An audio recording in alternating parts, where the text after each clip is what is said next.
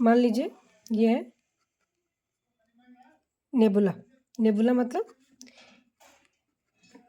Gases. इसमें क्या है, नेबुला में क्या है, बहुत सारी गैसेस है जिसमें जो है हाइड्रोजन का हीलियम में कन्वर्जन होता है, मतलब नाभिकीय संलयन की प्रक्रिया होती है,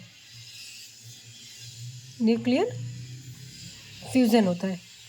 ठीक है, उस न्यूक्लियर फ्यूज़न की वजह से ये जो सन बनता है इसमें इसकी अपनी क्या होती है, हीट होती है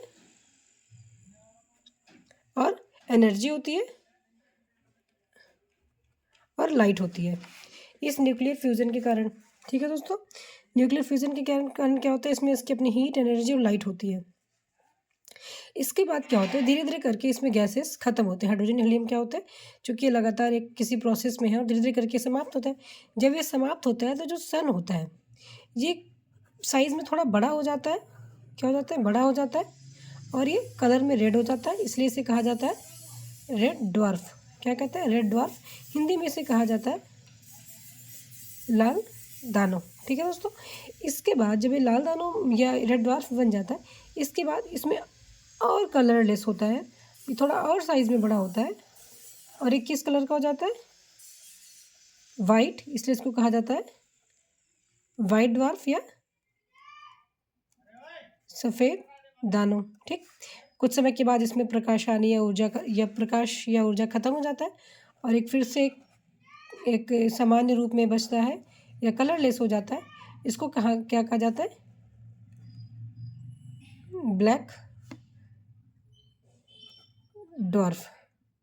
क्या कहते हैं, ब्लैक ड्वार्फ या काला दानव। क्या कहते हैं, काला दानव। जब इसमें रंग विहीन हो जाता है, इसमें रंग नहीं रह जाता, मतलब इसमें चमक खत्म हो जाती है। देखो पहले क्या था, ये नेबुला था, ये जिसको निहारिका बोला जाता है हिंदी में। क्या कहा जाता है, निहारिका। ये पहले नेबुला था, ये गैसेस थी इसमें बहुत सारी, मतलब इसमें फिर इसमें क्या हुआ, हाइड्रोजन का हीलियम में कन्वर्जन हुआ। इस संलयन के कारण या इस न्यूक्लियर फ्यूजन के कारण इसमें हीट, लाइट और एनर्जी आई। इसको हमने क्या बोला, इसको सन बोला। धीरे धीरे इसमें हाइड्रोजन और हीलियम गैसेस डेप्रिशिएट हुई।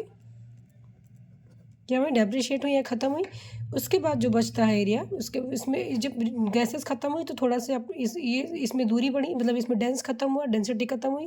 डेंसिटी ख़त्म होने के कारण ये साइज़ में बड़ा हुआ और रंग में लाल हो गया। इस कारण इसको कहा जाता है रेड ड्वार्फ या लाल दानव। इसके बाद इसमें कलर और ख़त्म हुआ, ये थोड़ा वाइट कलर का दिखना शुरू हुआ, इसको कहा गया वाइट ड्वार्फ या सफ़ेद दानव। इसके बाद ये काले रंग का हो गया, काले रंग का नहीं सॉरी, मतलब ये इसमें फिर जो इसमें चमक खत्म हो गई, फिर इसे क्या कहा गया, काला दानव या ब्लैक ड्वार्फ। कई केसेस में ऐसा होता है कि जो नेबुला होता है, गैसेस जो होती हैं वो बहुत ज़्यादा मात्रा में होती हैं। हाइड्रोजन हीलियम की प्रक्रिया के बाद जब ये सन बनता है, ये बहुत बड़ा साइज़ में होता है क्योंकि गैसेस बहुत ज़्यादा है, तो सन भी बहुत बड़े साइज़ में हुआ। और जब सन बहुत बड़े साइज़ में हुआ और उसके बाद जब इसमें गैसेस ख़त्म हुई और जब गैसेस ख़त्म हुई तो ये रेड ड्वार्फ में कन्वर्ट हुआ। जैसे जब गैसेस ख़त्म हो गई तब उसको क्या बोला गया, रेड ड्वार्फ बोला गया। ठीक, जब वो रेड ड्वार्फ बना उसके बाद वो वाइट ड्वार्फ में नहीं कन्वर्ट हुआ। उसके बाद इसको क्या बोला गया, इसमें एक विस्फोट होने वाला होता है। क्या होने वाला होता है, विस्फोट होने वाला होता है। उस तारे को कहते हैं विस्फोटक तारा, मतलब तारे की उस अवस्था को क्या कहते हैं, विस्फोटक तारा या अभिनव तारा। तारे की उस अवस्था को क्या कहते हैं, विस्फोटक तारा या अभिनव तारा। उसके बाद इसमें विस्फोट होता है। विस्फोट होने के बाद इसमें 3 तरह के तारे निकलते हैं। एक होता है न्यूट्रॉन, दूसरा होता है पल्सर और तीसरा क्या होता है, क्वेशर। ठीक है, न्यूट्रॉन, पल्सर और क्वेशर। न्यूट्रॉन तारे जो इसका जो पार्ट बहुत बड़े साइज़ में निकलता है, क्या होता है, साइज़ में बड़ा होता है। विस्फोटक तारा का जो पार्ट साइज़ में बड़ा होता है वो न्यूट्रॉन तारा होता है। चूँकि न्यूट्रॉन तारा इस साइज़ में बड़ा है, फिर धीरे धीरे क्या होना होता है, डेंस होना शुरू हो जाता है। क्या होता है, डेंसिटी इसकी बढ़नी शुरू होती है, मतलब ये घना होना शुरू होता है, घनत्व बढ़ना शुरू होता है। फिर ये क्या हो जाता है, डेंसिटी बढ़ने के कारण ये क्या हो जाता है, ये हो जाता है तुम्हारा, ये तुम्हारा बन जाता है ब्लैक होल। क्या बन जाता है, ब्लैक होल। मतलब ब्लैक होल किस तारे से बनता है, न्यूट्रॉन तारे से बनता है। ब्लैक होल का कन्वर्जन किस तारे से होता है, न्यूट्रॉन तारे से होता है। न्यूट्रॉन तारा किस तारे से बनता है, अभिनव तारे से या विस्फोटक तारे से। किससे बनता है, अभिनव तारे से या स्फोटक तारे से। अभिनव तारे को इसको इंग्लिश में क्या कहते हैं, इसको कहते हैं सुपरनोवा स्टार, ठीक है। पल्सर तारा, अब इसको पल्सर तारा, इसमें शाइन होती है, इसमें क्या होती है, शाइन होती है, ये साइज़ में बड़ा होता है। ये जो पार्ट निकल के आता है, इसमें जो कुछ चमकीले पदार्थ भी इधर उधर जो गिरते हैं ना, उससे शाइनिंग जो पदार्थ होता है उसको पल्सर तारा कहते हैं। क्वेशर तारा जो होता है, इसका अपना चुंबकीय प्रभाव होता है, इसमें चुंबकीय गुण होता है, उसे क्या कहते हैं, उसे क्वेशर तारा कहते हैं।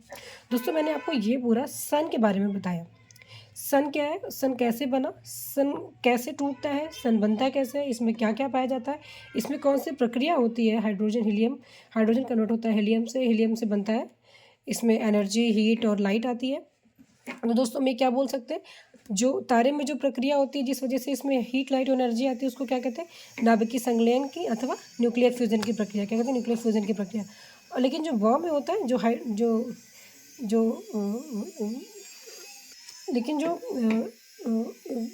ये न्यूक्लियर फ्यूजन की प्रक्रिया किसमें होती है, सन में। सन में क्या है, हाइड्रोजन और हीलियम, सन में क्या है, हाइड्रोजन और हीलियम। लेकिन अगर परमाणु बम की बात की जाए, किसकी बात की जाए, परमाणु बम, परमाणु बम में कौन सी प्रक्रिया होती है, विखंडन, क्या होती है, विखंडन। परमाणु बम में विखंडन की प्रक्रिया होती है, जबकि हाइड्रोजन बम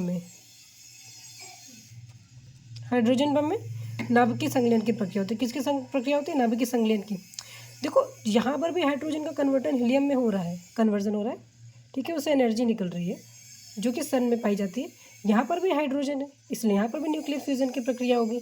यहाँ परमाणु बम है, इसलिए यहाँ पर विखंडन होगा, मतलब एक परमाणु दो परमाणु में टूटेगा, मतलब विखंडन की प्रक्रिया से परमाणु बम काम करता है और फ्यूज़न की प्रक्रिया से हाइड्रोजन बम काम करता है।